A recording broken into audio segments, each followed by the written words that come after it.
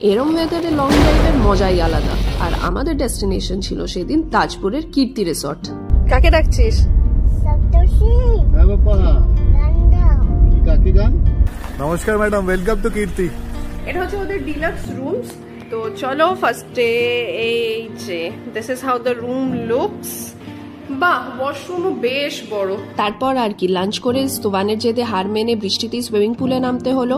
খাবার দাবার সব জানতে হলে ব্লগটা দেখতে হবে। সেদিন সন্ধ্যেবেলাটা আমরা বিচ শ্যাকে কাটিয়েছিলাম, আর পরের দিন সকালবেলায় কমপ্লিমেন্টারি ব্রেকফাস্ট করে পৌঁছে গেছিলাম বিচে।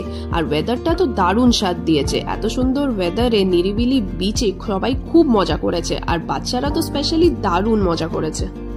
বড়রাও অবশ্য বাচ্চা হয়ে গেছিল। তোমরাও কিন্তু মনসুন থাকতে থাকতে একবার তাজপুর ঘুরে এসো অবশ্যই।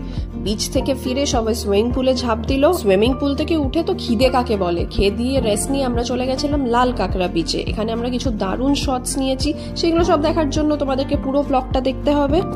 এই দেখো কত লাল কাঁকড়া নড়ছে নড়ছে নড়ছে নড়ছে নড়ছে। লাল কাঁকড়া বিচ থেকে বেরিয়ে আমরা চলে গেলাম শঙ্করপুর। এটা একটা ডেকোরেটেড বিচ। ওখানে কিছু সময় কাটিয়ে পরের দিন সকালবেলায় চেক আউট করে আমরা চলে গেছিলাম দীঘার জগন্নাথ মন্দির। এটার জন্য একটা ডেডিকেটেড ব্লগ চ্যানেলে আছে, প্লিজ যাও ব্লগগুলো দেখো আর অনেক অনেক ভালোবাসা দাও।